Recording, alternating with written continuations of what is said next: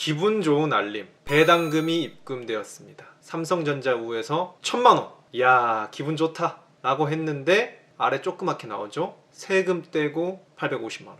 이러면 내야 될 세금이긴 하지만 갑자기 기분이 다운됩니다. 하지만 어떤 사람들은 삼성전자 우 1000만원 배당금 입금과 동시에 세금 안 뗄게요 해서 1000만원을 그대로 받는 사람들이 있습니다. 세금을 안 내는 사람, 자본주의에서 엄청난 메리트라고 볼 수 있죠. 이렇게 투자할 수 있는 계좌가 바로 저도 4년째 직접 운용하고 있는 ISA 계좌입니다. 이게 중단기용 절세 계좌로는 유일무이하다고 볼 수 있는데요. 절세 계좌 하면은 크게 3대 장을 꼽을 수 있습니다. 첫 번째로 연금저축펀드, IRP, ISA 계좌. 이 세 개인데 이 연금저축펀드나 IRP와 같은 경우는 노후 준비를 위한 계좌이기 때문에 장기적으로 목돈을 굴리는데 의미가 큽니다. 그런데 ISA 계좌만 유일하게 중단기용 절세 계좌로는 가장 최적화되었다고 볼 수 있는데요. 이 ISA 계좌의 혜택 4가지 간단하게 짚어드리면, 먼저 세금이 0원,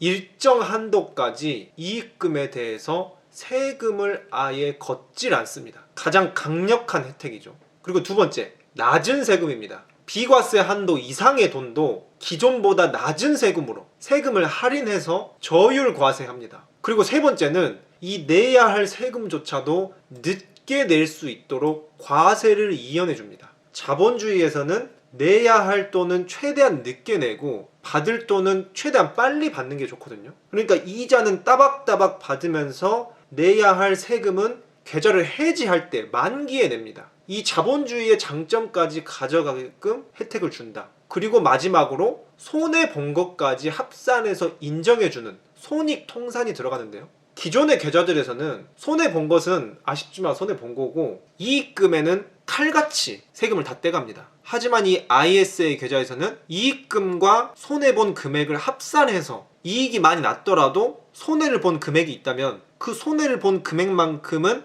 빼주고 세금을 걷는다는 그런 말입니다. 아주 쉽게 이해가 되시죠? 이와 관련해서 사용 후기부터 활용 꿀팁, 혜택 총정리까지 꼼꼼하게 다룬 영상은 이 영상을 참조하시면 좋고요. 아주 쉽게 설명이 되어 있습니다. 그래서 이번 영상에서는 이 해자 오브 해자로 온 ISA 계좌를 1월 17일자로 정부에서 혜택을 확대한다고 발표를 했습니다. 그래서 이 오피셜 자료를 두고 이 김단장과 얼마나 더 혜택이 증대되었는지, 얼마나 더 개꿀이 되었는지 한번 살펴보도록 하겠습니다.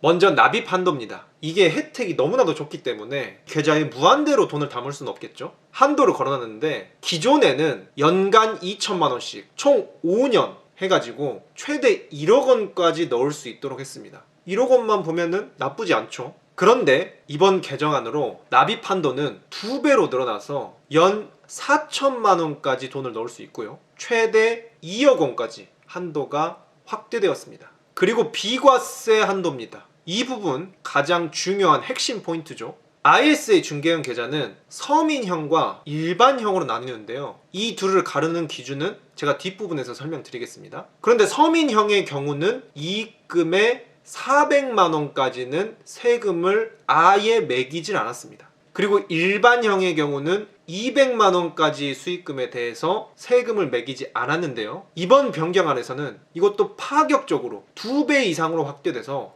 1000만 원의 이익금까지 세금을 매기지 않겠다. 일반형의 경우도 역시 2배 이상 늘어나서 500만 원까지는 세금을 매기지 않겠다. 이 금액까지는 세금의 성역지대로 온전히 돈을 주겠다. 요렇게 발표가 되었습니다. 게다가 제가 앞서 말씀드렸죠. 이 비과세 한도를 넘어선 금액은 저율 과세를 한다고 말씀드렸죠. 기존에 배당금이나 은행 이자와 같은 경우 국내 상장 해외 주식 ETF의 경우는 이익금에 대해서도 15.4%의 배당소득세를 칼같이 걷거든요. 그런데 이것을 할인해서 9.9%로 저율 과세해 준다고 했습니다. 그런데 이 저율 과세와 관련한 부분은 이번 변경안에도 동일하게 적용이 됐습니다. 그리고 이번 개정안에 포함된 추가적인 사항 한 가지가 더 있습니다. 기존의 ISA 계좌는 금융소득 종합과세자, 즉 금융소득이 2천만 원을 초과하시는 분들은 가입 자체가 일절 불가능했거든요. 그런데 이번 개정안을 통해서 이분들도 가입이 되게끔 혜택을 확대를 했고요. 단 이분들은 그래도 돈이 많은 분들이기 때문에 비과세 혜택은 주지 않고 분리과세 혜택만 주기로 했습니다. 그런데 이 분리과세 혜택이 돈 많은 분들에게 좋은 게 뭐냐면은, 기존에는 금융소득 종합과세로 넘어갈 시에 누진세율이 잘못 적용이 되면은 세금이 거의 50% 가까이 떼일 수도 있었습니다. 그런데 이 부분을 ISA 계좌로 굴린다면은 15.4%로 분리과세만 하고 떼어버리기 때문에 이 세금의 할인폭이 엄청나게 크죠. 이것 역시도 엄청나게 혜자로운 부분이다. 하지만 한 가지 또 단서를 다는데요. 이분들은 오로지 국내 주식형 ETF 펀드들만 가입할 수 있도록 제약을 뒀습니다. 그래서 마지막으로 비과세 한도 차이가 많이 났던 서민형과 일반형을 가르는 기준에 대해서 말씀드리면서 영상 마쳐보고자 하는데요. 기준은 이렇습니다. 가입 시점에서 총 급여액이 5천만 원 이하 또는 종합소득이 3,800만 원 이하이신 분들은 서민형으로 가입하실 수 있습니다. 그런데 여기서 핵심 포인트가 하나 있습니다. 아주 꿀팁인데요. 이 기준이 가입 시점이라는 겁니다. 정부 오피셜 금융위원회의 주석에 보면은 가입 이후에는 소득이 증대될 때라도 만기 시까지 서민형을 지속적으로 적용해 준다고 합니다. 그렇기 때문에 일단 이 조건이 충족이 된다면 가입을 해 놓고 적립을 해 놔야지 나중에 이 소득액이 좀 넘더라도 기존 서민형의 혜택을 계속해서 누릴 수 있다는 말이겠죠. 그렇기 때문에 가입은 빠르면 빠를수록 좋다. 스타트할 준비를 하시고 계셔야 할 텐데요. 이게 1월 17일자로 나와서 정부 발표안이기 때문에 국회를 통과해야 한다고 합니다. 그런데 이 김장잔의 개인적인 의견으로는 이게 저도 오래전부터 지켜봤지만 이번 안에서 ISA 계좌 활성화와 더불어서 금융투자소득세, 금투세 폐지와 증권거래세 인하를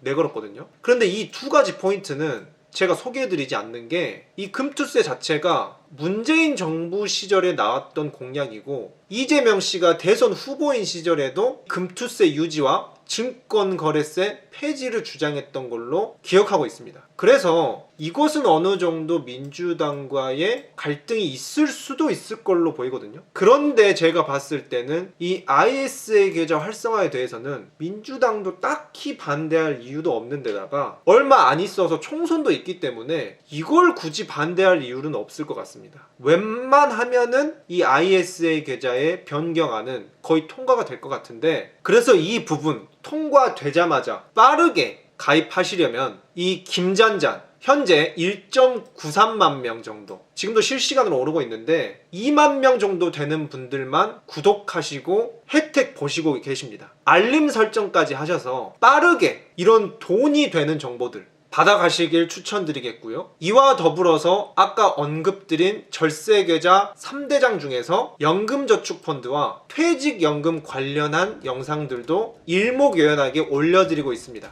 돈이 되는 경제 이야기, 오늘 영상도 도움이 되셨다면 좋아요 한 번씩 눌러주시고 ISA 계좌가 확정이 되는 날 누구보다 빠르게 달려오도록 하겠습니다. 지금까지 김잔잔이었습니다.